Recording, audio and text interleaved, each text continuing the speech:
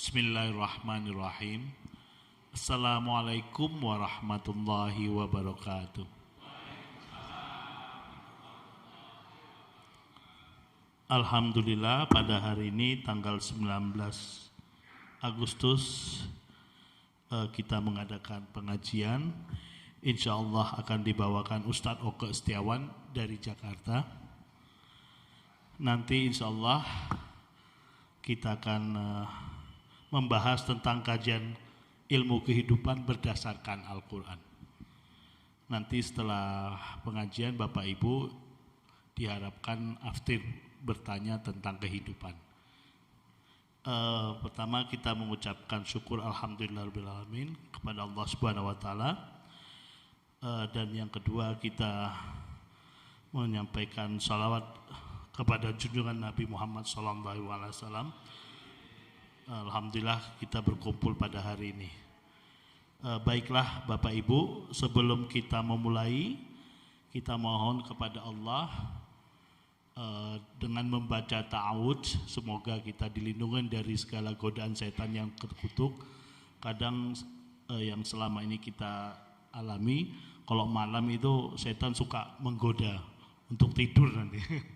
Jadi kita baca ta'awudz, basmalah, dan itu sholawat Nabi, dan nanti Al-Fatihah yang merupakan ummi dari Al-Quran. Kita mulai bersama-sama dari ta'awudz. A'udzu billahi minasyaitonir rajim. Bismillahirrahmanirrahim. Allahumma sholli ala sayyidina Muhammad wa ala ali sayyidina Muhammad. Bismillahirrahmanirrahim. Alhamdulillahi rabbil alamin. Ar-Rahmanirrahim. Maliki yaumiddin. Iyyaka na'budu wa iyyaka nasta'in. Ihdinas siratal mustaqim. Siratal ladzina an'amta 'alaihim ghairil maghdubi 'alaihim waladdallin. Amin. Monggo Ustaz, silakan.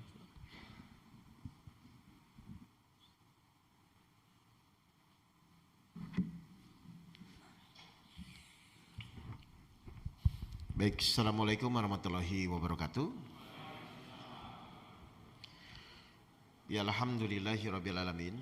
Wassalatu wassalamu asrafil anbiya'i wal mursalin sayyidina Maulana Muhammadin wa ala alihi washabihi ajmain amma ba'du. Baik Bapak Ibu yang dirahmati Allah, perkenalkan saya dengan Oke Setiawan ya. Alhamdulillah kita bisa bersilaturahmi, dan insya Allah yang akan saya sampaikan Bapak Ibu ini adalah hal yang menurut saya sangat penting. Kenapa penting? Karena saya yakin semua yang hadir di sini kalau saya tanya pasti punya masalah, betul? Ayo, siapa yang hadir di sini nggak punya masalah?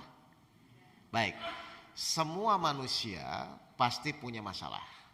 Dan yang kedua, mau disadari tidak disadari, ketika Bapak Ibu itu punya masalah, biasanya ingin cepat selesai atau tidak ingin cepat selesai?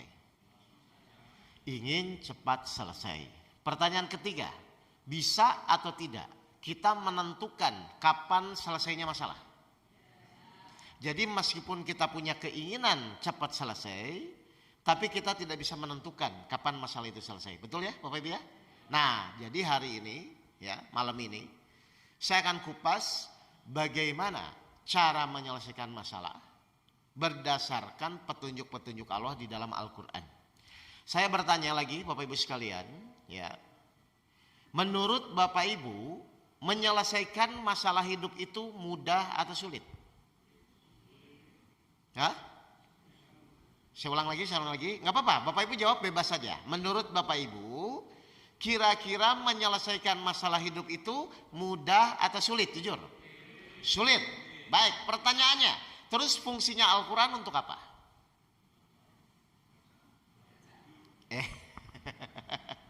Bapak Ibu percaya atau tidak bahwa Al-Quran itu salah satu fungsinya adalah solusi kehidupan? Semua permasalahan ada nggak petunjuknya di dalam Al-Quran? Kalau ada, harusnya untuk menyelesaikan masalah mudah atau sulit? Terus kenapa tadi bilang sulit? Nah, jadi mari kita belajar Al-Quran Al-Quran itu bukan hanya dibaca, kita praktekkan, kita buktikan bahwa sebenarnya untuk menyelesaikan masalah hidup itu harusnya mudah. Berarti mudah itu bagi yang mengikuti petunjuk Al-Quran atau bagi yang berpikir sendiri? Mengikuti petunjuk Al-Quran. Bapak Ibu ketika punya masalah biasanya mengikuti petunjuk atau mikir sendiri? Jadi petunjuknya buat apa? Nah ini Bapak Ibu.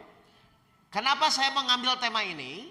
Karena memang tema ini saya sudah jalani. Saya sudah praktekkan. Saya sudah dibuktikan. Baik, ini saya sedikit cerita saja supaya Bapak Ibu dapat gambaran ya. Tahun 2005, saya tuh dulu punya perusahaan Bapak Ibu. Namanya PT Multisolid Indonesia di Cikarang. Bersama teman-teman saya buat. Alhamdulillah meningkat dengan pesat. 2005, 2006, 2007 itu masa keemasan. 2008 awal, ya 2007 akhir itu mulai goyah Pak. 6 bulan sebelum hancur tuh mulai goyah. Lalu apa yang terjadi? 2008 awal perusahaan saya bangkrut. Ya, bangkrut meninggalkan 3 masalah besar dalam hidup saya. 1, hutang 2,5 miliar harus selesai dalam 3 bulan.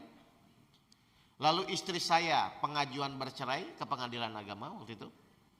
Dan yang ketiga, saya akan dipenjara karena kasus urusan pajak perusahaan. Meskipun pendirinya berempat, tapi saya direktur utamanya. Jadi saya punya masalah hidup, hutang 2,5 miliar, istri saya akan bercerai, dan saya akan dipenjara karena kasus urusan pajak.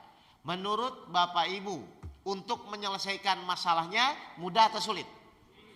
Sulit. Kenapa sulit? Karena saya belum tahu caranya. Kira-kira kalau sudah tahu caranya sulit atau mudah? Berarti yang menjadi sulit itu masalahnya atau karena belum tahu caranya? Jadi yang salah siapa? Masalahnya atau kita? Kenapa kita belum tahu? Jelas nih Bapak Ibu semua? Akhirnya saya berusaha waktu itu. Saya baca Al-Quran karena di dalam pikiran saya itu saya yakin Al-Quran itu solusi hidup, saya yakin. Cuman ini kenapa saya baca bolak-balik tapi saya tidak bisa mempraktekkan. Saya baca bolak-balik tapi saya tidak bisa mengaplikasikan. Padahal saya yakin bahwa semua permasalahan itu ada solusinya di dalam Al-Quran. Saya bilang ya Allah ini salahnya di mana? Saya sudah baca Al-Quran, saya sudah ngaji kemana-mana. Tapi kenapa hutang 2,5 miliar, istri saya mau bercerai dan saya akan dipenjara, ini tidak selesai-selesai. Di mana salahnya? Alhamdulillah Allah Maha Baik Bapak Ibu. Di mana salahnya? Tiba-tiba saya dapat petunjuk. Itu saya lagi baca apa saya tuh kurang ingat juga. Pokoknya pas baca itu ada kata-kata belajar Islam, belajar Al-Quran, belajar tafsir, belajar hadis itu harus ada gurunya. Jadi kesalahan saya waktu itu Bapak Ibu, saya belajar Al-Quran tidak ada gurunya. Akhirnya doa saya rubah, saya bilang ya Allah tolong pertemukan saya dengan seorang guru yang bisa membimbing saya mempraktekkan Al-Quran untuk menyelesaikan masalah hidup saya. Jadi saya cuma mohon sama Allah pertemukan. Kalau memang pertemukan dengan seorang guru yang bisa mengajarkan langsung. Yang bisa mengajarkan apa? Mempraktekkan ayat-ayat Al-Quran di dalam permasalahan hidup. Karena saya yakin ayat Al-Quran itu harusnya menyambung dengan masalah hidup yang kita hadapi kan? Nah, alhamdulillah akhirnya sunatullahnya saya bertemu guru saya. Lalu saya ngobrol sama guru saya. Namanya Kiai Haji Antono. Saya bilang Pak Guru tolong saya. Saya punya hutang 2,5 miliar, istri saya mau bercerai dan saya akan dipenjara. Apa yang harus saya lakukan? Lalu guru saya bilang seperti yang tadi saya sampaikan kepada Bapak Ibu. Mas Oke percaya atau tidak bahwa Al-Quran itu solusi hidup? Saya bilang percaya, tapi saya nggak bisa mempraktekannya seperti apa. Kayak Bapak misalnya punya mobil di rumah, kalau nggak bisa nyetir, itu mobil bermanfaat nggak Bapak Ibu? Enggak. Sekarang saya yakin Bapak Ibu pasti punya Al-Quran, mau di handphone, mau di rumah atau di mushaf, betul? Pertanyaan saya, kalau tidak bisa mempraktekkan, tetap bingung ketika punya masalah atau mudah menyelesaikan masalah? Bingung. Nah, mari sekarang bagaimana cara mempraktekannya? Lalu saya bilang ke Pak Guru tolong ajarkan saya. Apa yang harus saya lakukan menurut Al-Quran dengan masalah yang sekarang saya hadapi? Lalu apa yang terjadi? Guru saya mengajarkan caranya Pak. cara mempraktekkan. Ingat ya, kalau ngaji tahsin saya yakin Bapak Ibu, ngaji tajwid saya yakin, baca Quran saya yakin. Tapi pertanyaan saya, bagaimana mempraktekkan antara masalah yang kita hadapi dengan Al-Quran yang selama ini baca? Karena itu poinnya Pak. Saya bilang tolong ajarkan saya apa yang harus saya praktekkan menurut Al-Quran. Akhirnya apa yang terjadi? Saya diajarkan 1 hari lebih waktu itu, full seharian dari pagi sampai sore. Diajarkan caranya, bagaimana mempraktekkan untuk menghadapi masalah saya pulang, saya praktekkan apa yang terjadi Bapak Ibu, 2,5 bulan selesai masalah saya. Hutang 2,5 miliar selesai, istri saya nggak jadi bercerai, dan saya tidak jadi di penjara. Berarti saya ambil kesimpulan, oh benar ya, ternyata sebesar apapun masalah kita, kalau kita mengikuti petunjuk Al-Quran, insya Allah pasti selesai. Tapi kalau kita mengikuti pemikiran kita sendiri, insya Allah belum tentu selesai. Sekarang tolong dijawab, saya ulang Bapak Ibu semua. Bapak Ibu tuh ketika punya masalah mengikuti Al-Quran atau berpikir sendiri?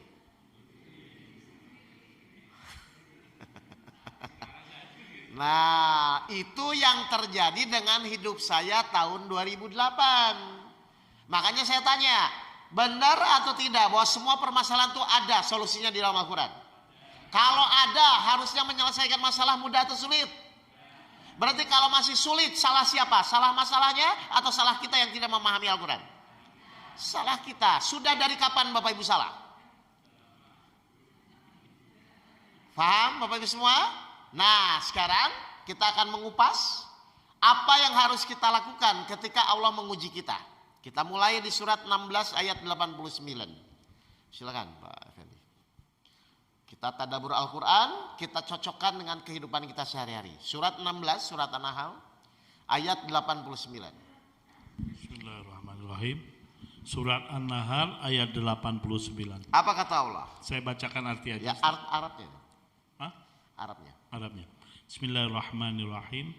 Wa yauma nab'atsu fi kulli ummatin syahidan alaihim min anfusihim wa ji'na bika syahidan ala haula wa nazzalna 'alaiha kal kitabati likulli syai'in wa hudaw wa rahmatan wa yushra lil muslimin. Artinya, dan ingatlah pada hari ketika kami bangkitkan pada setiap umat seorang saksi atas mereka dari mereka sendiri, dan kami datangkan engkau Muhammad menjadi saksi atas mereka. Perhatikan, Nabi Muhammad diturunkan oleh Allah untuk apa terus? Dan kami turunkan kitab Al-Quran kepadamu untuk menjelaskan segala sesuatu. Kami turunkan kitab Al-Quran kepadamu untuk menjelaskan segala sesuatu. Segala sesuatu itu apa? Berarti semua apapun yang kita alami, permasalahan, ujian apapun yang Bapak Ibu hadapi, ada nggak solusinya dalam Al-Quran? Kalau ada, terus Bapak Ibu pusing selama ini kenapa? Halo? Bapak Ibu tuh kalau punya masalah, senang atau pusing? Pusing tuh mikirin apa? Lo ngapain masalah dipikirkan? Coba saya tanya. Kalau setiap masalah itu sudah ada petunjuknya, harusnya pusing atau tinggal ikuti saja? Kalau semua ujian, semua permasalahan sudah ada petunjuknya, harusnya kita masih pusing atau ikuti saja petunjuknya? Lebih mudah mana? Mikir sendiri atau mengikuti petunjuk? Tapi Bapak Ibu biasanya senang yang mana? Mengikuti petunjuk atau mikir sendiri? Kan? Betul Pak, itu yang jadi pertanyaan saya. Jadi dari dulu tuh saya, waktu masih muda pun, waktu masih kuliah tuh saya berpikir, ini tuh Al-Quran harusnya ada dan sempurna, dan semua masalah tuh harusnya ada di dalam Al-Quran. Solusinya juga ada. Tapi kenapa orang membaca Al-Quran, tapi pas menghadapi masalah tetap pusing? Kenapa orang mengaji selama ini, tapi tetap ketika punya masalah tetap pusing? Lah terus misalnya mohon maaf ya, Bapak Ibu mengaji selama ini, betul? Punya masalah tetap pusing. Tetangga Bapak Ibu nggak ngaji juga pusing. Lah terus bedanya apa Bapak Ibu ngaji sama tetangga Ibu yang nggak ngaji? Kalau sama-sama pusing. Coba saya tanya, Bapak Ibu ketika punya masalah tuh pusing atau tenang? Nah terus Bapak Ibu ngaji selama ini kemana tujuannya? Makanya saya bilang biasanya kalau saya ketemu majelis baru Bapak Ibu ya, atau misalnya ketemu masjid baru, saya tanya, baik Bapak Ibu mau ngaji dengan saya, pertanyaan saya, tolak ukur kita ngaji itu mau apa? Bapak Ibu aja dalam pekerjaan pasti ada tolak ukurnya, betul? Bayar misalnya, atau Bapak Ibu sekolah pun ada tolak ukurnya, ranking 1, dapat beasiswa, kan itu tolak ukurnya. Sekarang saya tanya, tolak ukur kita mengaji itu apa selama ini menurut Bapak Ibu? Ya kalau pahala kan nggak kelihatan. Ini maksudnya kayak gini, saya ingin bisa nyetir mobil. Ya, kalau saya ingin bisa nyetir mobil, saya pergi kemana? Tempat kursus mobil. Tujuan utama tuh saya asik teori belajar nyetir mobil atau bisa nyetir mobil?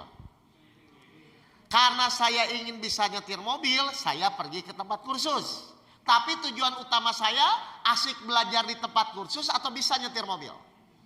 Bisa nyetir mobil, silahkan di tempat kursus manapun. Yang penting hasil akhir bisa nyetir mobil. Paham ini Bapak Ibu nih? Bapak Ibu mengaji, Bapak Ibu dapat teori dalam Al-Quran, itu masih teorinya. Terus tolak ukur Bapak Ibu mengaji apa? 1, mudah menyelesaikan masalah hidup. 2, doa semakin mudah dikabulkan. 3, tenang di dalam menjalani kehidupan. Itu tolak ukur kita ngaji, sarananya kita mengaji. Tapi tolak ukurnya semakin lama mengaji, Bapak Ibu harus semakin mudah menyelesaikan masalah hidup. Berarti kalau sekarang ngajinya dari dulu, harusnya ketika punya masalah sudah tenang-tenang saja. Karena Bapak Ibu sudah ahli dalam menyelesaikan masalah hidup. Faham ini Bapak Ibu tolak ukur ini? Mari sekarang kita akan belajar. Kita mengaji, tapi tolak ukurnya 3 ya. 1, mudah menyelesaikan masalah hidup. Yang kedua, doa mudah dikabulkan. Yang ketiga, tenang di dalam menjalani kehidupan. Dan saya yakin Bapak Ibu ingin seperti itu semua. Betul? Nah, sekarang saya akan kupas. Bagaimana caranya agar kita mudah menyelesaikan masalah hidup kita. Jadi waktu itu, saya ketemu guru saya tanya, Mas Oke itu hutangnya berapa? Saya bilang hutang saya 2,5 miliar. Kapan harus selesai? Dalam 3 bulan. Aset habis saya bilang. Mobil habis, ruko habis, istri habis. Kan mau bercerai waktu itu. Pokoknya saya sudah tidak ada apa-apa Bapak Ibu. Lalu guru saya tanya, gini Mas Oke. Mas Oke hutang 2,5 miliar. Saya, guru saya namanya Ki Antono.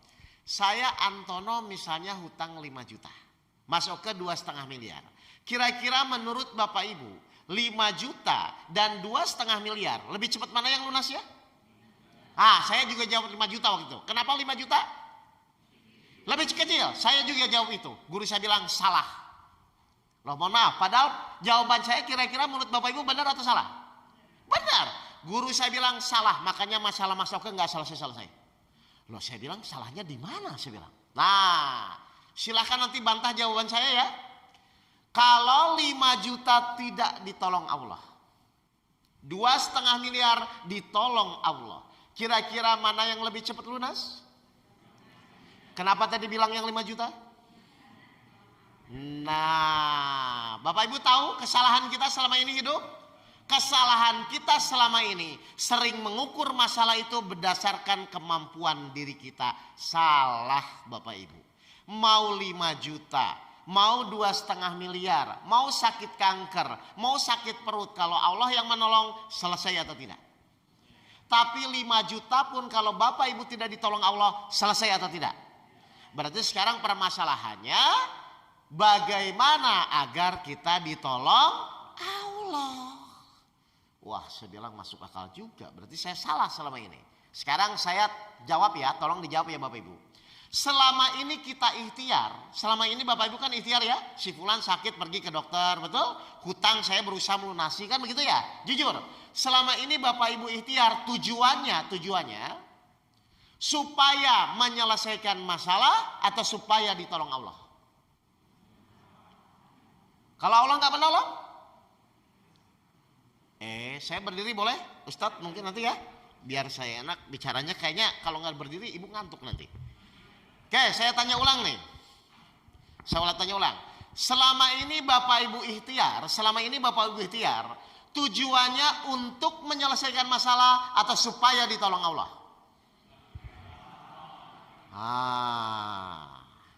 Ditolong Allah atau menyelesaikan masalah? Itu yang saya lakukan. Karena selama ini niat saya ikhtiar untuk menyelesaikan masalah. Saya tanya, memang kita bisa menyelesaikan masalah tanpa pertolongan Allah? Lah berarti harusnya niat ikhtiar yang benar menyelesaikan masalah atau supaya Allah menolong? Harusnya ikhtiar yang benar itu supaya Allah menolong.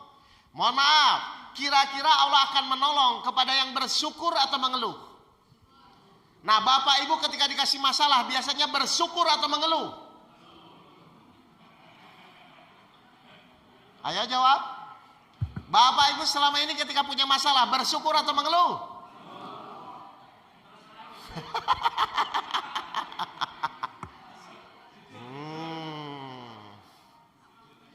Bapak Ibu mulai tahu kesalahan kita selama ini, kenapa masalah kita nggak selesai-selesai? Ternyata apa yang kita pelajari dalam pengajian dengan apa yang kita jalani berdasarkan masalah hidup tidak nyambung. Wah, saya bilang pantesan Pak Guru masalah saya nggak selesai-selesai. Jadi niat ikhtiar yang benar itu untuk menyelesaikan masalah atau supaya Allah menolong? Harusnya supaya Allah menolong. Dan Allah akan menolong kepada yang bersyukur atau mengeluh. Berarti nanti apapun yang menimpa kita, ucapkan apa kalau bersyukur? Baik, ibu dimarah-marahin suami, ngomongnya apa? Bapak dicerewetin istri, ngomongnya apa? Sudah begitu?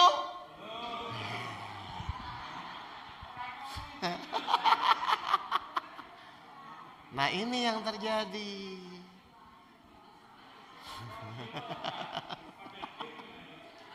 Gak apa-apa, ini memang kayak kaget ya, saya ngerti.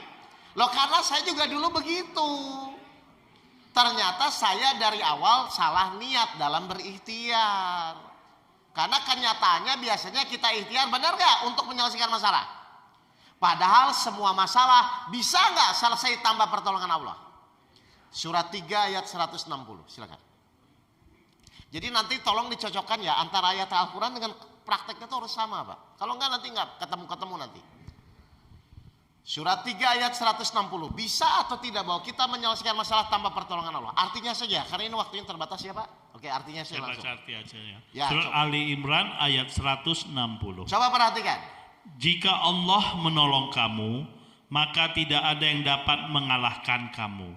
Tetapi jika Allah membiarkan kamu tidak memberi pertolongan, maka siapa yang dapat menolong setelah Baik, itu? ini maksudnya apa Bapak Ibu? Jika Allah menolong kamu, maka tidak ada yang bisa mengalahkan kamu. Tapi jika Allah tidak menolong Bapak Ibu semua, maka tidak ada yang bisa menolong setelah itu. Berarti semua permasalahan, mau suka atau tidak, Bapak Ibu mau sepintar apapun, sekaya apapun, semampu apapun, kalau Allah tidak menolong, tidak akan selesai. Berarti silahkan semuanya wajib ikhtiar, tapi dalam rangka mengundang pertolongan Allah. Dan Allah pasti menolong kepada yang bersyukur atau mengeluh. Enggak punya uang, ngomong apa?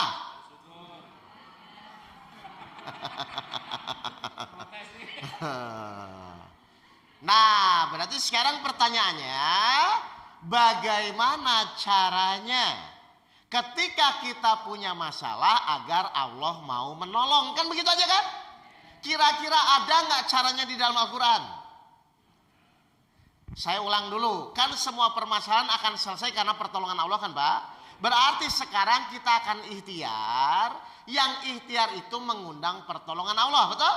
Sekarang bagaimana caranya ketika kita ikhtiar supaya Allah menolong? Kira-kira ada nggak caranya di dalam Al-Quran? Ada. Saya buktikan ayatnya ya. Ternyata ayatnya itu ada di surat Al-Baqarah ayat 153. Ya ayyuhallazina manusta'inu bisobri wassalah innallaha ma'as sabirin. Sering dengar ayat ini? Terus kenapa tadi nggak jawab? Ya ayyuhallazina manusta'inu bisobri wassalah innallaha ma'as sabirin. Silakan Pak Effendi. Artinya saja. Wahai orang-orang yang beriman, Mohonlah pertolongan kepada Allah dengan sabar dan sholat. Siapa yang menawarkan? Allah menawarkan apa? Pertolongan, betul nggak? Misalnya gini. Saya bilang sama Bapak Ibu semua yang hadir di sini, Pak Bu, nanti kalau punya masalah, Bapak Ibu ngomong kepada saya ya, nanti saya tolong. Kira-kira nanti ketika Bapak Ibu punya masalah, minta tolong kepada saya tolong nggak Pak? Saya bilang sama Bapak Ibu nanti kalau punya masalah, nanti ngomong ke saya, insya Allah saya tolong. Berarti nanti ketika Bapak Ibu punya masalah, minta tolong kepada saya, pasti saya tolong nggak? Kenapa? Saya menawarkan, saya berjanji. Betul nggak ini Bapak Ibu? Saya tanya di Al-Baqarah 153, Allah menawarkan apa? Wahai orang-orang yang beriman, mohonlah pertolongan kepada Allah dengan sabar dan sholat. Ini siapa yang menawarkan? Berarti Allah janji nggak menolong kita? Kalau memang Allah janji, harusnya ibu punya masalah, bapak punya masalah, harusnya ditolong nggak? Terus kenapa sekarang belum ditolong-tolong? Nah, ternyata Allah menolong itu ada syaratnya. Apa syaratnya Bapak Ibu? Wahai orang-orang yang beriman. Satu apa? Beriman dengan benar. Yang kedua apa? Sabar dengan benar. Yang ketiga apa? Sholat dengan benar. Mohon maaf, kalau ibu imannya benar, sabarnya benar, sholatnya benar, pasti ditolong atau tidak? Berarti kalau sekarang belum ditolong-tolong, ayatnya yang salah atau iman sabar sholat kita yang belum benar?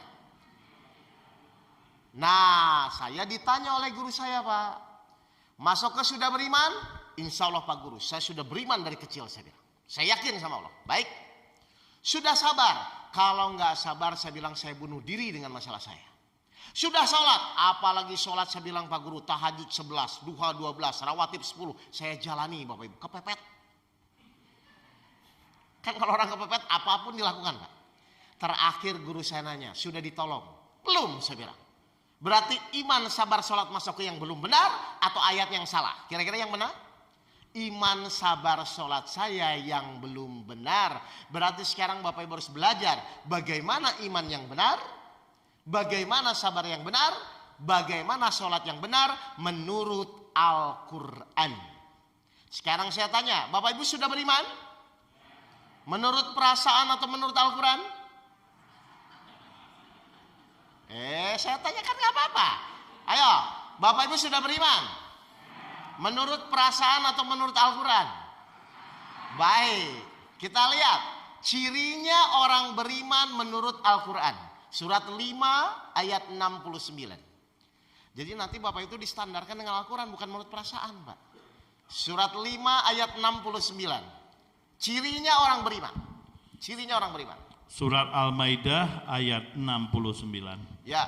Sesungguhnya orang-orang yang beriman, orang-orang Yahudi, Sabi'in dan orang-orang Nasrani, barang siapa beriman kepada Allah, barang siapa beriman kepada Allah, berarti ini orang beriman, terus kepada hari kemudian, terus dan berbuat kebajikan, maka tidak ada rasa khawatir padanya dan mereka tidak bersedih hati. Jadi cirinya orang beriman apa Bapak Ibu? Tidak ada khawatir dan tidak bersedih. Bapak Ibu masih ada rasa khawatir dan bersedih?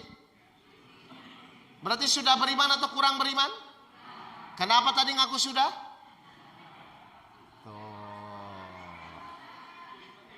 Bapak Ibu nggak bisa standarnya perasaan, standarnya harus Al-Quran.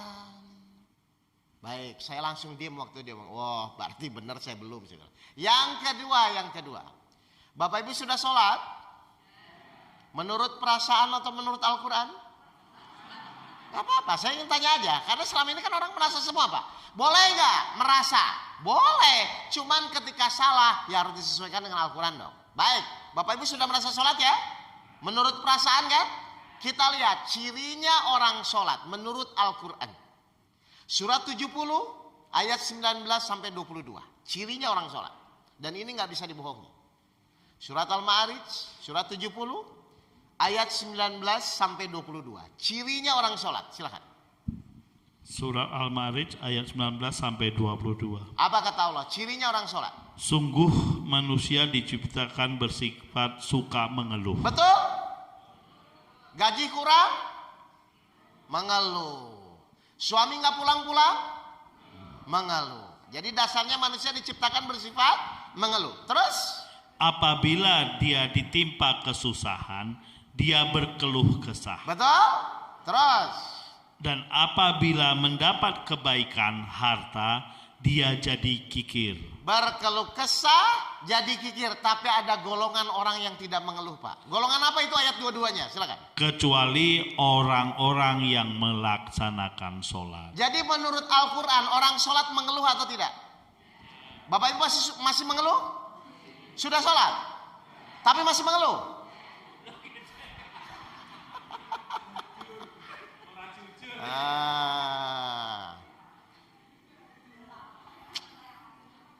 Iman perasaan, sholat perasaan. Baik, yang terakhir. Bapak Ibu sudah sabar? Atau gini. Coba atau gini. Menurut Bapak Ibu, sabar itu sulit atau mudah? Sulit. Sulit atau tidak tahu caranya? Mohon maaf, selama ini Bapak Ibu ketika punya masalah, disuruh sabar atau diajarkan caranya sabar? Selama ini Bapak Ibu ketika punya masalah, biasanya disuruh sabar atau diajarkan caranya sabar? Loh, ketika ada orang nyuruh Bapak Ibu sabar, pernah nggak Bapak Ibu tanya, Ustadz saya bukan orang sabar, ingin jadi sabar, bagaimana caranya, metodologinya seperti apa, cara prakteknya seperti apa, tolak ukurnya seperti apa? Atau selama ini cuma disuruh? Loh, kalau disuruh nggak ngajarin caranya, bisa nggak Bapak Ibu sabar? Nggak bisa. Jadi ketika ada orang nyuruh beriman, tanya caranya. Ketika ada orang nyuruh sholat, tanya caranya. Ketika orang nyuruh sabar, tanya bagaimana caranya. Karena kalau Bapak Ibu nggak diajarkan caranya, maka Bapak Ibu kan tidak pernah bisa. Kenapa sabar itu sulit? Karena belum tahu caranya. Menurut Al-Quran 18 ayat 68. Jadi semua itu tidak ada yang sulit, Bu, kalau tahu caranya. Menyelesaikan masalah hidup tuh ada nggak caranya? Ada. Kenapa masih bingung? Surat 18 ayat 68. Sabar itu sulit atau tidak tahu caranya? Surat Al-Kahf ayat 68. Apa kata Allah? Dan bagaimana engkau akan dapat bersabar atas sesuatu sedang engkau belum mempunyai pengetahuan yang cukup tentang itu. Jadi menurut Al-Quran saja Bapak Ibu tuh harus diajarkan caranya. Nah, insya Allah pertemuan hari ini ya silaturahmi kita akan belajar bagaimana sih caranya beriman, bagaimana sih caranya sabar, bagaimana caranya sholat, supaya Bapak Ibu pulang bisa mempraktekkan. Setelah mempraktekkan pasti ditolong nggak? Maka insya Allah hutang lunas, penyakit sembuh, suami balik lagi, sore kan balik kan, paginya pergi lagi kan kerja.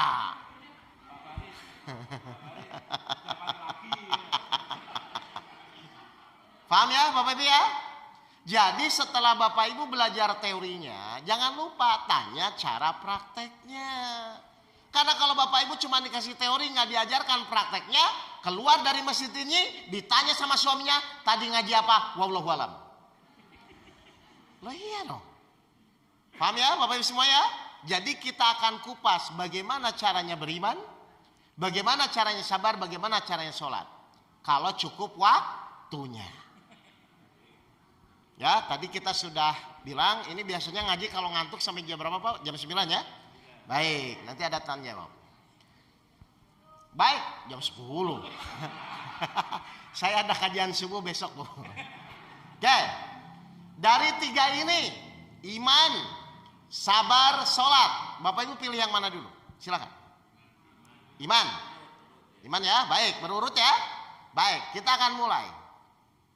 Berarti sekarang pertanyaan saya, benar nggak sebelum kita melakukan segala sesuatu, kita harus mengerti dulu manfaatnya. Contoh, Bapak Ibu pergi ke dokter itu tujuannya apa? Supaya sembuh, betul? Sekarang saya tanya, kenapa kita harus beriman? Supaya sembuh. Bukan. Iya, beriman tuh yakin. Maksud saya tuh gini. Kenapa Bapak Ibu harus ke dokter? Supaya sembuh. Kenapa Bapak Ibu harus minum obat? Supaya sembuh. Sekarang pertanyaan saya, kenapa kita harus beriman? Iya, beriman tuh percaya. Maksud saya tuh alasan Bapak Ibu harus beriman kepada Allah tuh kenapa? Nah, satu, supaya ditolong Allah. Itu yang pertama. Kan harus ada jelas alasannya. Oh, saya beriman itu karena supaya ditolong Allah. Yang kedua, kenapa kita harus beriman? Surat 10 ayat 9. Saya akan menyampaikan materinya, Al-Qurannya. Saya akan menyampaikan materinya, ayatnya muncul. Begitu ya Pak ya? Surat 10 ayat 9. Kenapa kita harus beriman? Surat Yunus ayat 9. Baik, perhatikan. Sesungguhnya orang-orang yang beriman dan mengerjakan kebajikan niscaya diberi petunjuk oleh Tuhan karena keimanannya. Kenapa kita harus beriman kepada Allah? Agar diberi petunjuk. Saya tanya Bapak Ibu, sebesar apapun masalah Bapak Ibu, kalau diberikan petunjuk oleh Allah, selesai atau tidak? Berarti yang jadi masalah itu masalahnya atau karena tidak diberi petunjuk? Kenapa kita tidak diberi petunjuk? Karena kurang beriman. Jujur Bapak Ibu. Bapak Ibu tuh ketika dikasih masalah, biasanya yakin atau mikir? Hah? Bapak Ibu ketika dikasih masalah biasanya yakin atau mikir?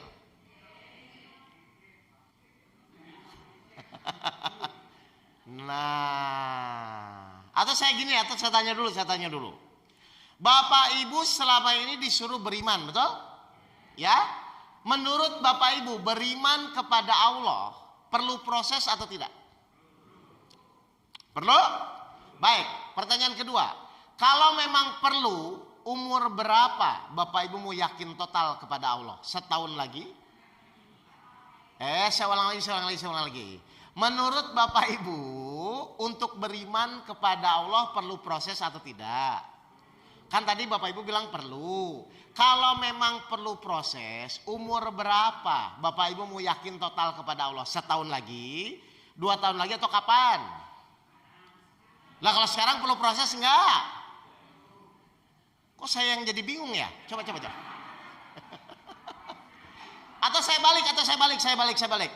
Ada enggak sifat Allah yang meragukan sehingga Ibu perlu proses untuk meyakini? Lah kalau tidak ada kenapa bilang perlu proses? Ngerti nggak Pak logikanya? Untuk yakin kepada Allah perlu proses atau tidak? Nah kok jadi berubah? Nah saya ulang dulu ya. Untuk yakin kepada Allah tidak perlu proses. Peningkatan keyakinannya perlu proses ujian. Bedakannya Bapak Ibu ya. Antara yakin dan peningkatan keyakinan. Makanya tujuan Allah ngasih ujian itu untuk apa? Meningkatkan keyakinan. Saya tanya sekarang, Bapak Ibu tuh ingin keyakinannya, keimanannya meningkat atau menurun? Kalau ingin meningkat, harus dapat apa?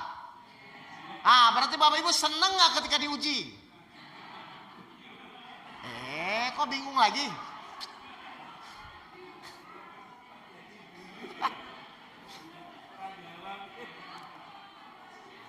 Loh, coba saya ulang lagi. Coba, tenang, relax ya. Bapak Ibu tadi sudah setuju ya, untuk yakin kepada Allah perlu prosesnya? Enggak, tidak, karena kan tidak ada sifat Allah yang meragukan kan? Tapi peningkatan keyakinannya perlu prosesnya. Nah, makanya supaya keyakinannya meningkat, Bapak Ibu harus diapain? Baik, 29 ayat 2, biar pakai ayat aja. Masa Bapak Ibu nggak sadar ini?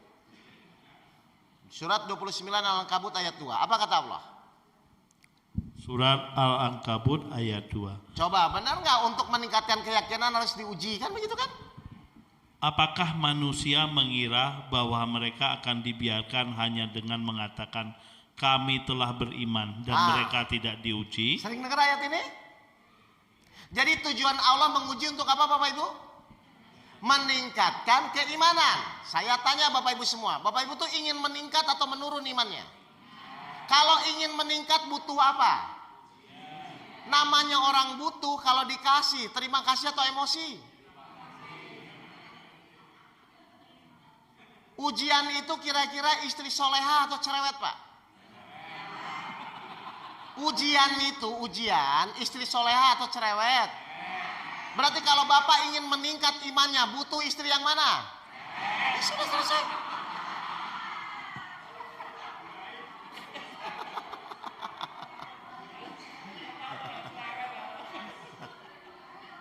Kan simpel kan?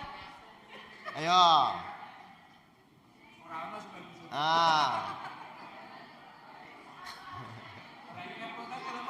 Loh, kan saya cuma menggiring cara berpikir Bapak Ibu. Jangan-jangan pemikirannya begini, Pak. Jangan-jangan Bapak Ibu ingin meningkat tapi tidak mau diuji. Ayo, benar nggak begitu? Loh. Jadi Bapak Ibu ingin meningkat tapi nggak mau ada ujian. Lah dulu sekolah gimana waktu sekolah? Lo di sekolah aja diuji kok. Tuh kan aneh kan Pak pemikirannya kan? Jadi ingin meningkat keimanannya tapi nggak ada ujian begitu?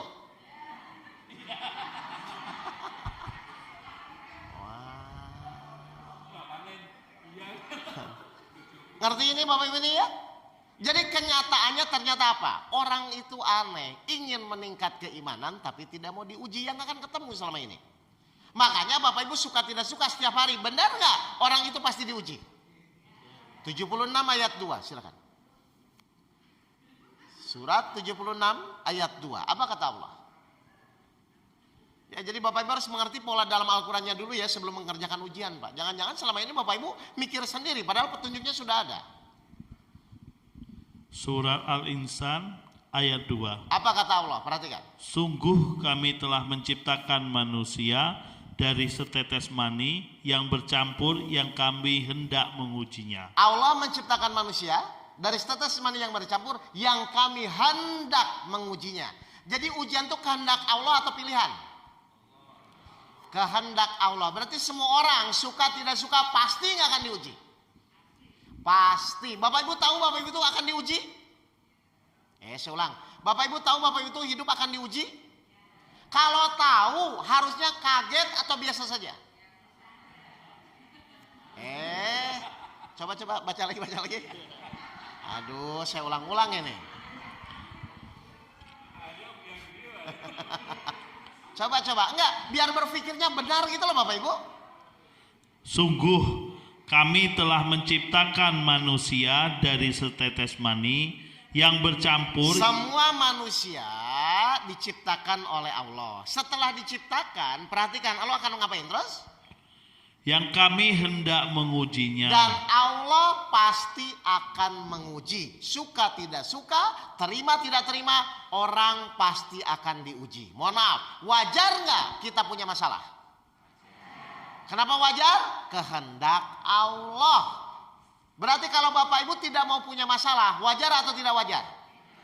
Sekarang saya tanya, Bapak Ibu tuh kalau ditanya ingin punya masalah atau tidak ingin punya masalah?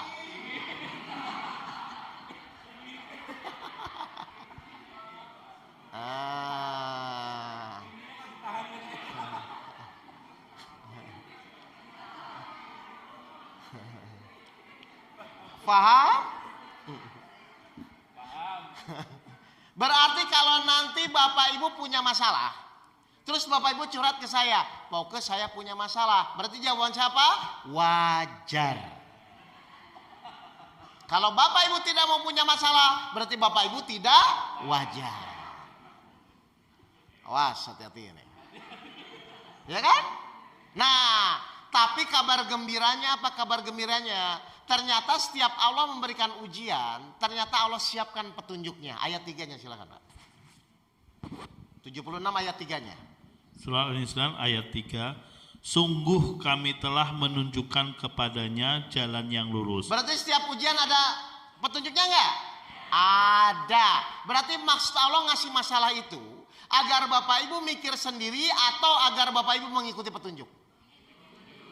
Nah, Bapak Ibu ketika punya masalah mikir sendiri atau mengikuti petunjuk?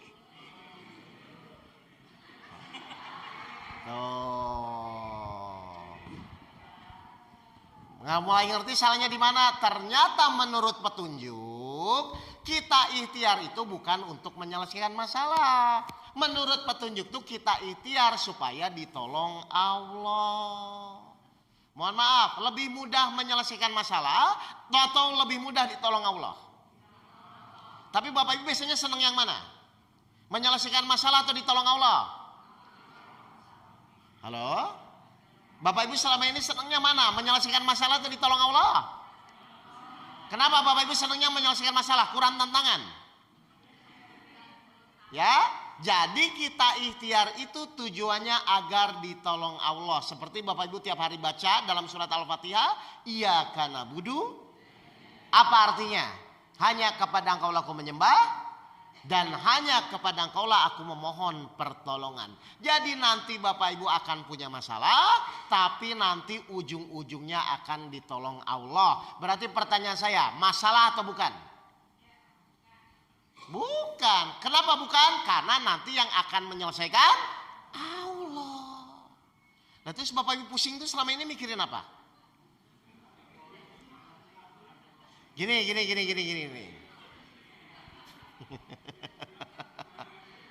Loh, paham gak ini Bapak Ibu nih? Kalau dulu kita sekolah dikasih ujian, yang menyelesaikan siapa? Kalau dulu kita waktu sekolah dikasih ujian, yang menyelesaikan siapa? Kita. Tapi kalau Allah ngasih ujian, yang menyelesaikan siapa? Lah terus kenapa Bapak Ibu pusing?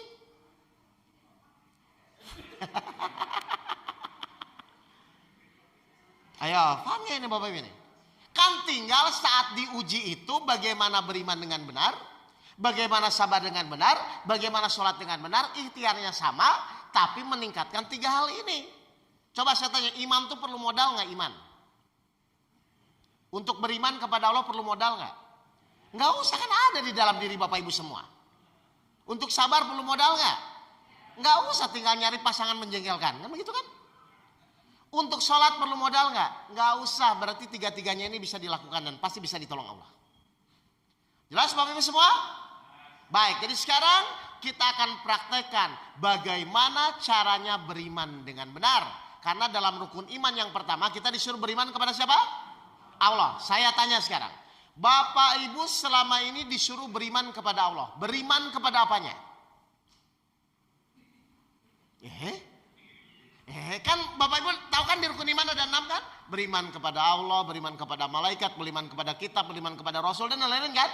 Sekarang saya tanya, Bapak Ibu selama ini disuruh beriman kepada Allah. Beriman kepada apanya? Wah, pantesan ini. 28 ayat 10, kita jawab pakai Al-Quran saja. Selama ini kita disuruh beriman kepada Allah. Beriman kepada apanya Bapak Ibu? Biar Bapak Ibu paham ini. Apa silakan. Surat Al-Qasas ayat 10. Coba apa kata Allah? Dan hati ibu Musa menjadi kosong. Terus? Sungguh hampir saja dia menyatakannya rahasia tentang Musa. Terus? Seandainya tidak kami teguhkan hatinya agar dia termasuk orang-orang yang beriman kepada janji Allah. Jadi selama ini kita disuruh beriman kepada Allah. Beriman kepada apanya? Halo? Apa janji Allah salah satunya di dalam Al-Quran?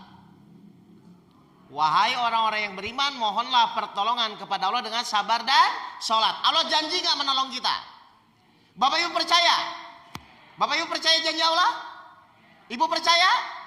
Janji Allah? Janji suami?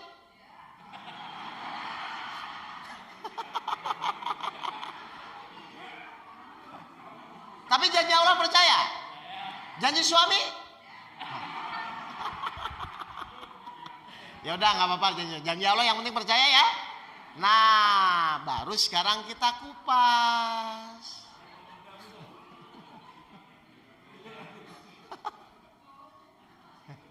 Allah banyak gak janji dalam Al-Quran?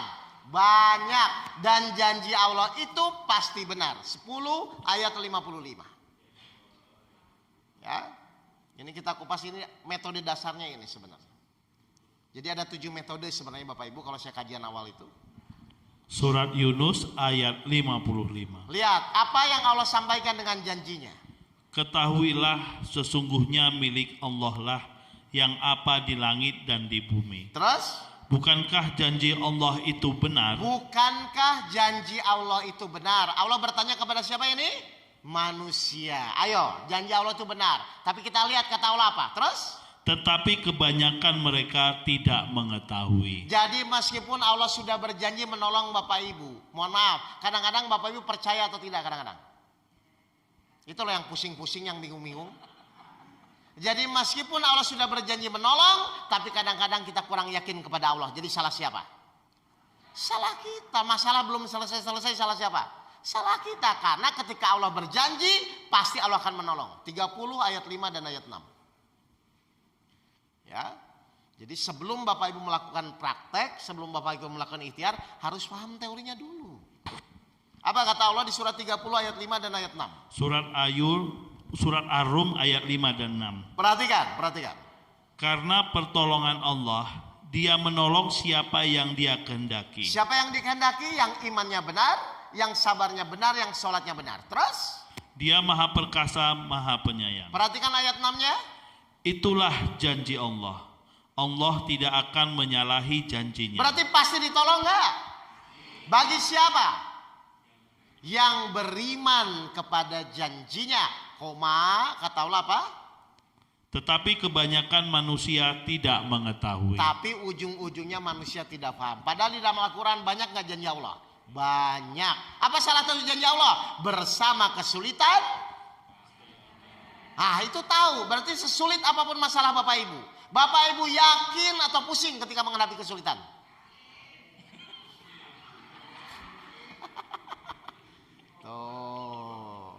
Padahal Allah berjanji di ayat itu dari kapan? Dari dulu. Sejak kita lahir pun ayat itu sudah ada apa? Bersama kesulitan pasti ada. Berarti sesulit apapun Bapak Ibu menghadapi masalah hidup, pasti ada kemudahan ya? Kata siapa? Kata Allah. Kalau Allah sudah berjanji, terjadi nggak? Terus kenapa selama ini Bapak Ibu khawatir?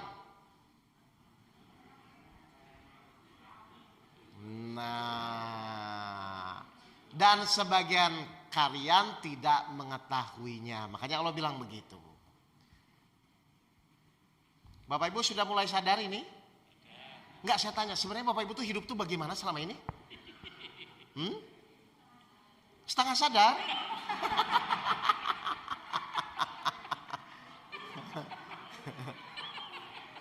Ya Bapak Ibu sekalian ya. Baik, sekarang kita akan mulai. Tapi Ustadz kan kenyataannya selain iman, benar nggak? Kita juga diberi Allah namanya akal, betul? Jadi kalau Bapak Ibu perhatikan, kadang-kadang orang tuh gini, mungkin kita ingin yakin, tapi kadang-kadang akan mikir dari mana, betul?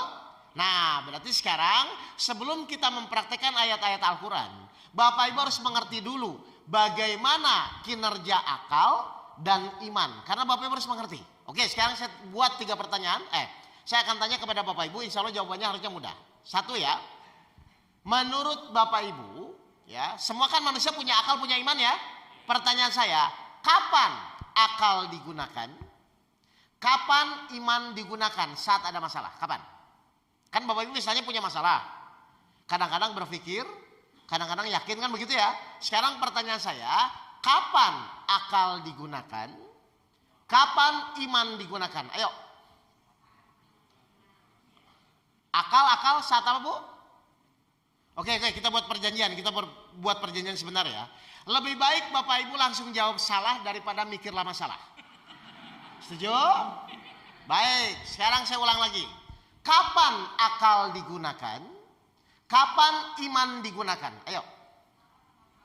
Akal saat ada masalah. Iman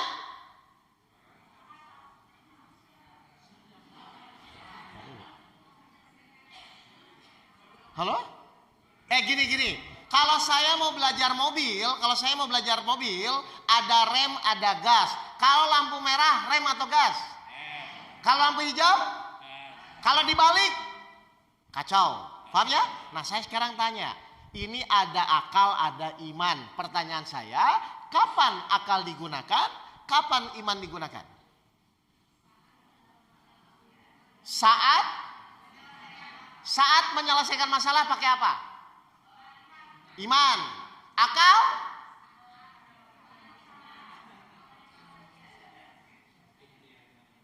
Ikhtiar pakai apa? Pakai akal. Terus iman? Kok Bapak Ibu nggak yakin sama jawabannya sendiri?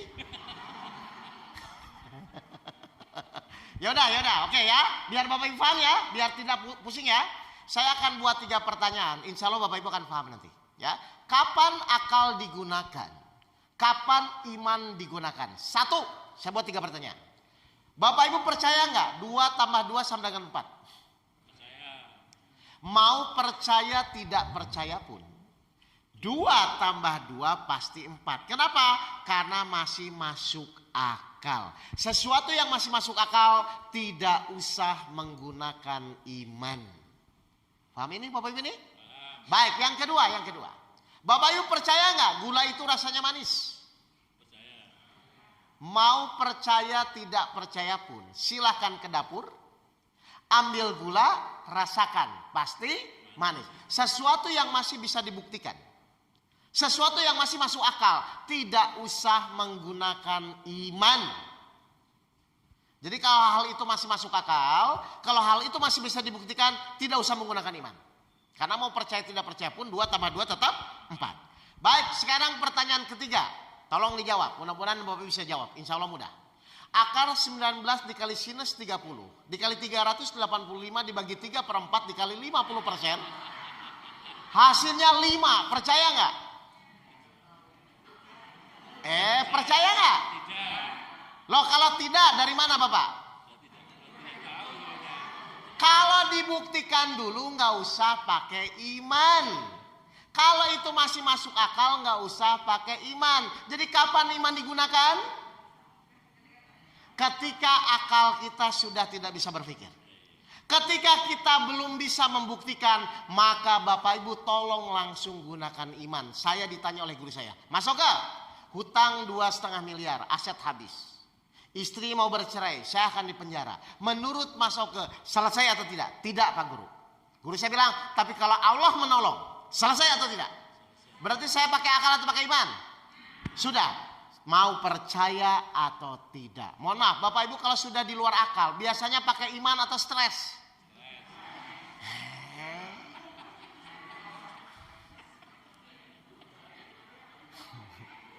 Loh. Coba. Bersama kesulitan, kalau Bapak Ibu bicara sulit, iman atau akal? Kalau bicara sulit bersama kesulitan, iman atau akal?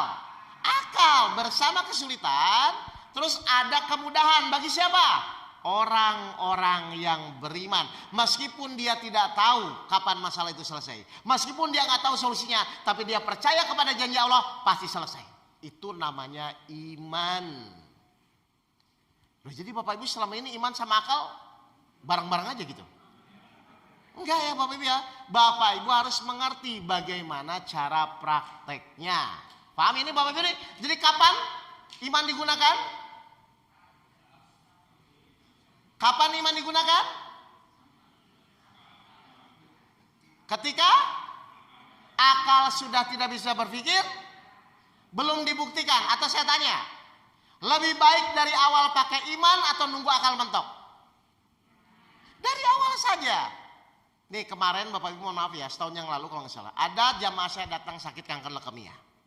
Divonis dokter sebulan lagi meninggal. Ustadz tolong saya. Saya divonis dokter sebulan lagi meninggal. Saya bilang, kalau memang sama-sama meninggal, ibu ingin mati dalam keadaan yakin atau dalam keadaan khawatir? Kalau sama-sama mati. Dia kaget, kok Ustadz ngomongnya begitu? Kan ibu bilang mau mati. Loh iya kan? Dia bilang, saya divonis dokter sebulan lagi mati. Daripada mati dalam keadaan khawatir, mending ibu mati dalam keadaan yakin atau khawatir? Ya yakin saja, ya sudah praktekkan. Apa yang terjadi? Sebulan kemudian sembuh total. Saya buktikan ya, kenapa bisa begitu ya? Kenapa sembuh total? Allah menolong. Mau sakit kanker leukemia, mau sakit perut, kalau Allah nolong beres atau tidak? Jadi kata kuncinya hati-hati. Jangan coba-coba mengukur kemampuan Allah berdasarkan pemikiran kita, itu yang salah. Baik, saya buktikan. Kenapa iman itu begitu penting ketika menghadapi masalah? Surat 26, Asy-Syura 61 sampai 63. Perhatikan. Ini cirinya orang beriman. Surat 26, 61 sampai 63. Kita praktekkan Bapak Ibu dalam kehidupan sehari-hari, ya. Surat Asy-Syura ayat 61 sampai 63. Coba Bapak Ibu harusnya bisa menganalisa kejadian ini. Maka ketika kedua golongan itu saling melihat, berkatalah pengikut-pengikut Musa. Baik, ini pasukan Musa dikejar tentara Firaun. Terus? Kita benar-benar akan tersusul. Baik, saya tanya ini. Pasukan Nabi Musa bilang kita akan benar-benar tersusul. Bicara dengan akalnya atau imannya? Akal, depan Laut Merah, belakang pasukannya kan? Wajar nggak ngomong begitu? Nah, tapi kita lihat Nabi Musa bilang apa? 62-nya. Dia Musa menjawab, sekali-kali tidak akan tersusul. Sesungguhnya Tuhanku bersamaku. Dia akan memberi petunjuk kepadaku. Padahal mohon maaf, Nabi Musa tahu nggak solusinya? Terus kenapa dia belum tahu tapi dia bilang, nggak, Allah pasti nolong saya. Nah, mohon maaf, Bapak Ibu kalau sudah mentok depan Laut Merah, belakang pasukan Firaun, biasanya yakin atau pusing? Terus imannya kemana selama ini? Saya ulang, Nabi Musa tahu nggak solusinya? Terus kenapa dia bilang, nggak, Allah pasti nolong saya, Allah pasti tidak akan meninggalkan saya. Berarti saat itu Nabi Musa yakin atau mikir? Ibu ketika punya masalah nggak tahu solusinya, biasanya yakin atau mikir? Mikir apa? Kan nggak kepikiran. Paham ini Bapak Ibu, mengerti ini cara menempatkannya? Maka 63-nya apa? Allah berjanji memberi petunjukan kepada orang yang beriman. Kita lihat. Lalu kami wahyukan kepada Musa, pukullah laut itu dengan tongkatmu. Maka terbelahlah lautan itu. Apa yang terjadi? Dapat solusi nggak? Karena pemikirannya atau karena keyakinannya? Berarti solusi itu dicari atau diberi? Halo? Solusi itu dicari atau diberi? Setelah apa? Setelah yakin 100% atau 99%? Selama ini ibu bapak punya masalah, mencari apa? Aduh, salah berpikir formatnya. Solusi itu diberi oleh Allah setelah kita yakin. Makanya kalau Bapak Ibu punya masalah, Bapak Ibu pusing, Bapak Ibu khawatir, jangan harap Allah kasih solusi. Karena ujian, oh iya. Karena Allah untuk meningkatkan keimanan.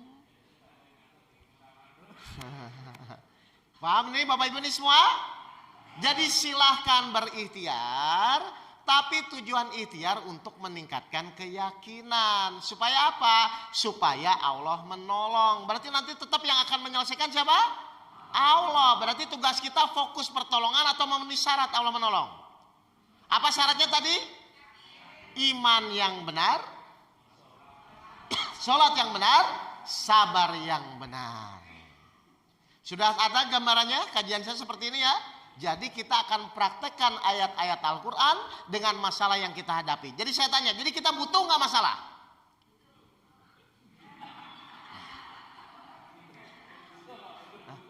Loh, kalau Bapak Ibu nggak ada masalah, terus praktek ayat-ayat Al-Quran gimana? Loh, Allah tuh akan menolong terhadap apa? Masalah atau hiburan? Berarti Bapak Ibu butuh nggak masalah? Membuktikan surat Al-Baqarah 153. Kalau saya punya masalah, katanya ditolong Allah. Berarti Bapak Ibu akan menjadi standar. Kalau belum ditolong, berarti sabarnya perlu diperbaiki, imannya perlu diperbaiki, sholatnya perlu diperbaiki. Dan itu semua ada caranya, ada metodologinya, dan ada tolak ukurnya. Makanya harusnya semakin lama ngaji, Bapak Ibu semakin mudah menyelesaikan masalah hidupnya. Itu fungsi yang ngaji Bapak Ibu semua. Baik, silakan saya buka sesi pertanyaan. Kalau memang ada yang bertanya mengenai iman.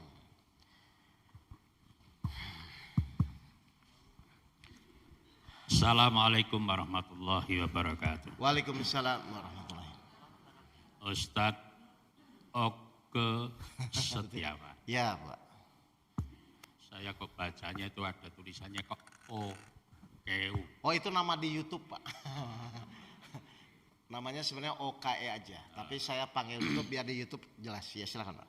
Begini Ustadz, Ya, sejak awal saya perhatikan betul, saya tidak ngantuk, biasanya suka ngantuk. oh saya. Karena tadi kan judulnya kan soal kehidupan. betul, betul, betul. Sekarang saya masih hidup.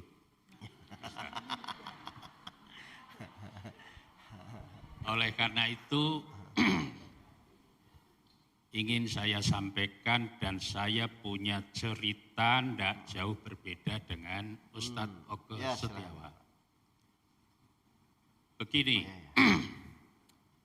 kalau di dalam Al-Quran ada disebutkan kita menghadapi persoalan, Ya, kita lakukan sebuah ikhtiar. betul, betul. Kalau tadi disampaikan disuruh bersabar, melaksanakan sholat, apalagi tadi, Dan yang beriman. Ya, Saya pernah mencoba yang dikatakan sabar, sudah saya lakukan. Iman ya saya lakukan karena sejak kecil rasanya juga sudah diajarkan itu sampai setua ini. Melaksanakan sholat rasanya juga sebisa mungkin ya inna sholati wa nusuki wa mahyaya wa mamati lillahi rabbil alamin.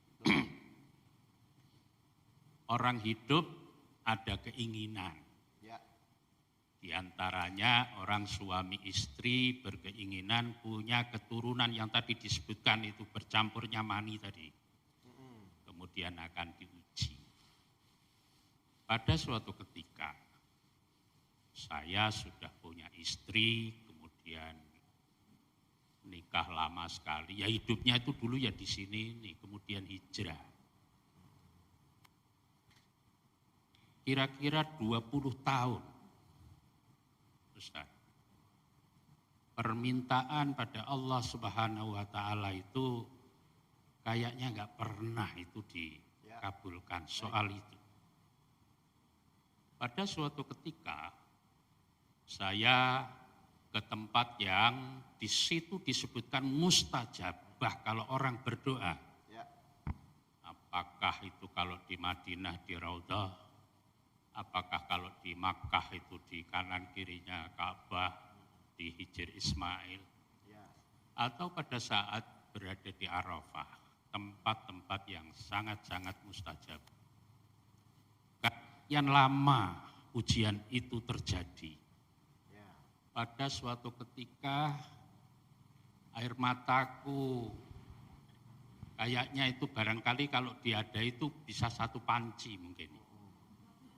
Saking melelehnya apalagi pada saat itu saya bertugas untuk khotbah di Arafah. Saya minta pada Allah Subhanahu wa taala, dan yang jadi problemnya itu di sini sampai sekarang itu saya merasa berdosa. Karena saya memfetakompli Allah Subhanahu wa taala. Ya Allah, kira-kira begini. Kalau katakan di dalam Al-Quran suruh berikhtiar. ya, Di dalam Al-Quran bahwa silahkan berdoa pasti akan kukabulkan. Kebetulan nama saya kabul. Tapi waktu itu tidak dikabulkan. Jadi begini Ustadz. Benar-benar itu ini sudah di luar akal. Istri saya sudah usia-usia katakanlah di hitungan dokter itu berat ya. sudah enggak ini 43 seingat saya. Kenapa itu yang campur itu tadi enggak pada waktu saya nikah usia 23 tahun, 25 tahun, 26 tahun. Kenapa enggak itu terjadi? Terjadinya itu justru setelah saya pulang dari haji dan setelah saya memfetakompli Allah Subhanahu wa taala. Taubahnya itu Kalau musim kayak gini itu kayak di Pati itu demo pada Allah Subhanahu wa taala. Saya katakan, ya Allah, Kau udah perintahkan begini, rasanya sudah kulakukan. Tapi kenapa Kau tidak mengkabulkan apa yang ku minta? Dan setelah itu baru dikasih, dan itu dalam usia-usia yang sebetulnya sudah nggak sesuai dengan hitungan normalnya orang lah kira-kira ya. Kalau hamil itu kan misalnya itu ya usia 23, 25, 26, 27, kalau 30, 35 lah paling lah. Padahal itu sudah 43 saat-saat yang sudah seperti itu. Dan itu terjadi. Disitulah sehingga Ustadz, saya kalau ketemu Pak Kiai, karena saya waktu itu kan sudah dosen, sudah cukup senior itu. Kenapa tidak masna, tidak thulas? Maksudnya poligami, Bu, Ibu, maksudnya itu. Kok tidak itu? Dan makanya saya katakan sama Pak Yai kayaknya saya enggak masna wa thulatsa. Yang Kiai, Pak Yai atau saya sebetulnya yang Kiai itu, saya enggak tahu. Nah ini, mohon kiranya karena ini pengalaman kehidupan saya sampaikan di sini. Jadi saya pernah diuji oleh Allah Subhanahu wa taala itu justru pada saat istri sudah usia-usia yang menjelang purna lah kira-kira itu baru lahirlah si kecil ini. Dan itu ujiannya, Ustadz. Kelekatan antara anak dan ibunya itu tak ubahnya itu perangko dengan amplop. Itu juga ujian yang bagi saya itu juga ujian yang sampai sekarang karena terlalu dekat seperti itu juga masalah. Ya. Terima kasih Ustadz. Baik. Terima kasih Pak Kobul ya. Baik, saya jelaskan sebentar Bapak Ibu biar Bapak Ibu bisa mulai memahami teorinya. Kalau Pak Kobul kan cuma menjalani prakteknya. Terus bagaimana teorinya dengan kondisi ini? Jadi begini Bapak Ibu, kita masuk surat 51 ayat 56. Yakin sama Bapak Ibu pasti tahu ayat ini karena populer. Wa ma khalaqtul jinna wal insa illa liya'budun. Perhatikan ya. Nanti baru kita masuk ke ayat bagaimana supaya Allah mengabulkan doa kita. Cek. 51 Az-Zariyat ayat 56. Apa kata Allah di sini? Ini bagus dan silakan nanti diimplementasikan. Ya. Surat 51, surat Az-Zariyat ayat 56. Surat Az-Zariyat ayat 56. Wa ma khalaqtul jinna wal insa illa liya'budun. Saya yakin Bapak Ibu sering mendengar ayat ini. Coba kita praktekkan sekarang. Aku tidak menciptakan jin dan manusia, melainkan agar mereka beribadah kepadaku. Jadi kita diciptakan untuk apa Bapak Ibu? Sekali lagi coba. Bapak Ibu perhatikan ini. Saya akan benar-benar mendalami agar bisa praktek kenapa Pak Kobul nanti dikabulkan. Kan begitu kan? Silakan sekali lagi. Aku tidak menciptakan jin dan manusia, melainkan agar mereka beribadah kepadaku. Jadi Allah menciptakan kita diperintahkan apa? Terus di depannya melainkan agar itu apa? Ilah itu apa? Berarti kita diciptakan Allah itu untuk beribadah atau hanya beribadah? Sama atau beda? Beribadah dan hanya beribadah. Kalau beribadah saja berarti ada perintah lain. Kalau hanya beribadah ada nggak perintah lain? Kita diciptakan tuh beribadah atau hanya beribadah? Kita diciptakan Allah tujuannya beribadah atau hanya beribadah? Baca lagi. Karena harus benar-benar paham Kak. Kalau enggak nanti bahaya. Aku tidak menciptakan jin dan manusia, melainkan agar mereka beribadah kepadaku. Wa ma khalaqtul jinna wal insa illa. Berarti ada nggak perintah lain? Berarti tugas kita hidup di dunia beribadah atau hanya beribadah? Hanya beribadah. Saya tanya, berarti ada perintah lain? Mohon maaf, ibu selama ini hidup, bapak selama ini hidup, berarti tujuannya cuma apa? Ibadah. Ibadah itu apa? Sholat. Kalau karena tetangga? Ibadah itu apa? Segala kegiatan yang dilakukan, yang diniatkan hanya menjalankan perintah Allah. Saya ulang, segala kegiatan yang dilakukan, yang diniatkan hanya menjalankan perintah Allah. Boleh di luar itu? Sekarang saya tanya, Bapak Ibu pergi ke dokter supaya sembuh atau beribadah kepada Allah?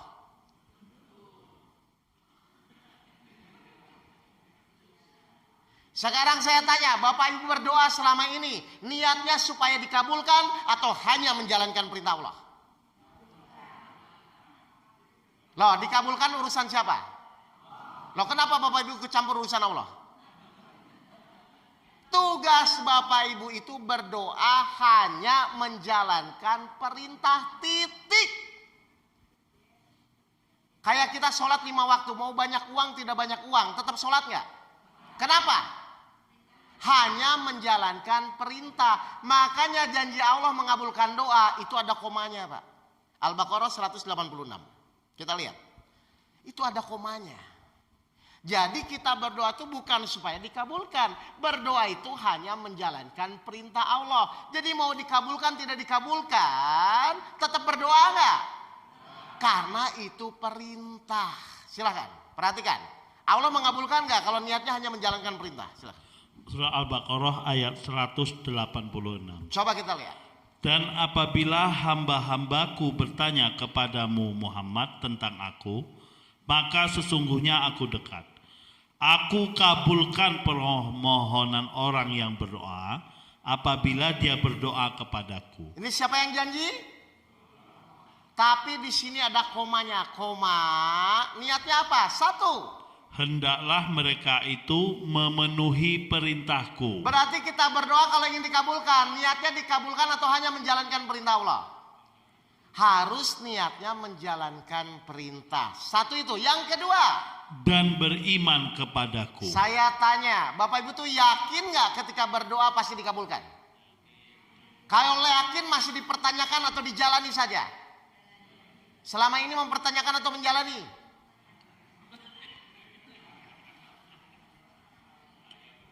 Nggak paham. Ngerti nggak Bapak ini?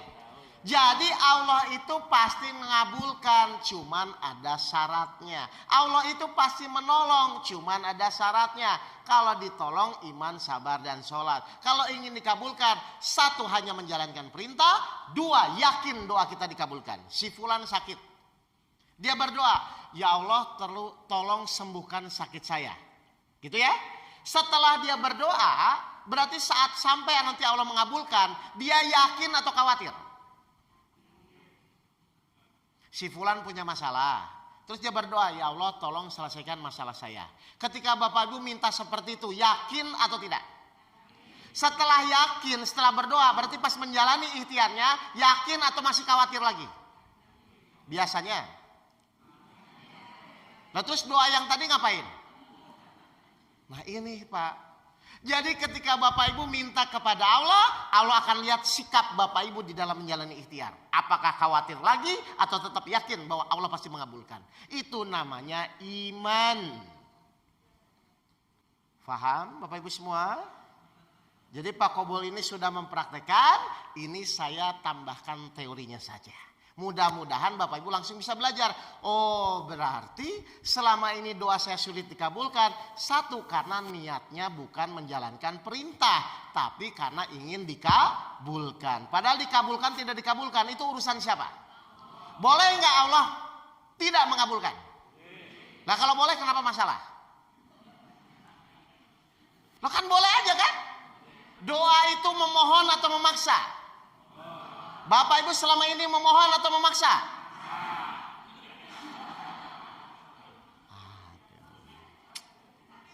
Ayo perbaiki ya Bapak Ibu ya. Jadi kita diciptakan itu hanya menjalankan perintah Allah. Ikhtiar dalam rangka beribadah. Melunasi hutang dalam rangka beribadah. Kalau Bapak Ibu niatnya benar-benar tulus karena beribadah, lihat janji Allah 57-nya. 51 ayat 57-nya. Tujuan kita melakukan perintah Allah hanya beribadah, maka 57-nya apa yang Allah lakukan?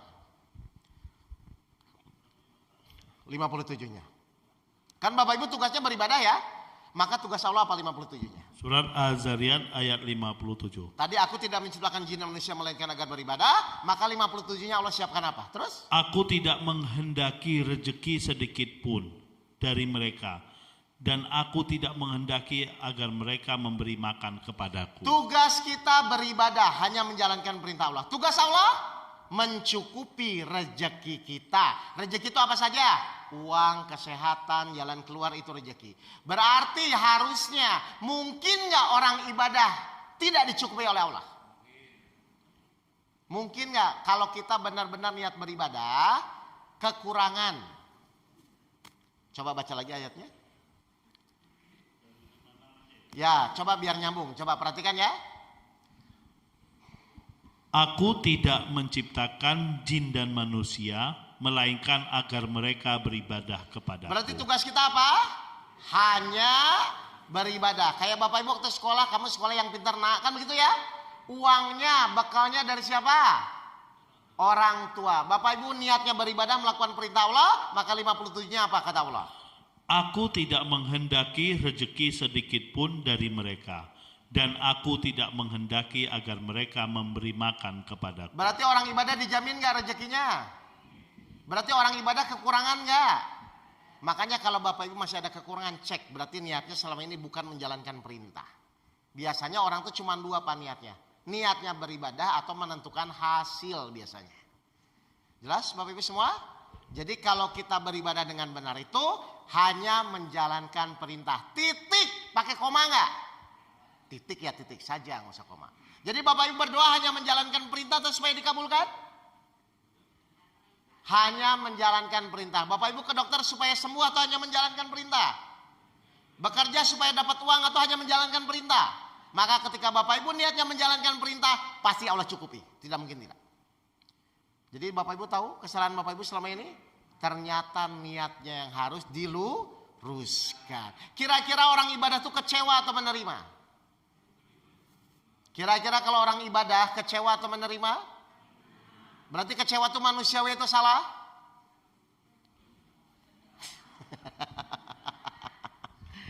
Baik, kalau begitu Bapak Ibu sekalian. Jadi hari ini saya menjelaskan metodologi iman ya. Masih ada 6 metodologi yang nanti saya jelaskan. Iman, sabar, sholat khusyuk, ikhlas, tawakal, bersyukur, dan zikir perbuatan. Ini 7-7-nya saya akan ajarkan cara menjalaninya. Cara mempraktekkan antara ayat Al-Quran dengan masalah yang dihadapi. Mudah-mudahan kita bisa bertemu lagi dan mudah-mudahan Bapak Ibu bisa mempraktekkan. Kalau nunggu saya lama, ketik saja YouTube yang tadi Bapak Kobul bilang, OKEU, di situ ada ya. Nanti Ibu ketik, cari aja misalnya Oke Setiawan yang metode sabar, metode sholat khusyuk, metode ikhlas, itu ada semua ya. Terima kasih Bapak Ibu semua. Mohon maaf kalau ada, ya kan ini udah jam 9 Bu. Ya, mohon maaf Bu ya. Insyaallah. Ini panitianya soalnya kalau saya datang ke sini tuh Pak, saya minta sehari 2 jadwal, eman-eman Ustadz 3 jadwal, jadi gitu katanya. Ya, jadi sampai ketemu lagi di kajian berikutnya. Terima kasih, mohon maaf dari saya, dimaafkan ini Bapak Ibu semua. Baik, wabillahi taufiq wal hidayah. Assalamualaikum warahmatullahi wabarakatuh. Waalaikumsalam warahmatullahi wabarakatuh. Terima kasih Ustadz Oke atas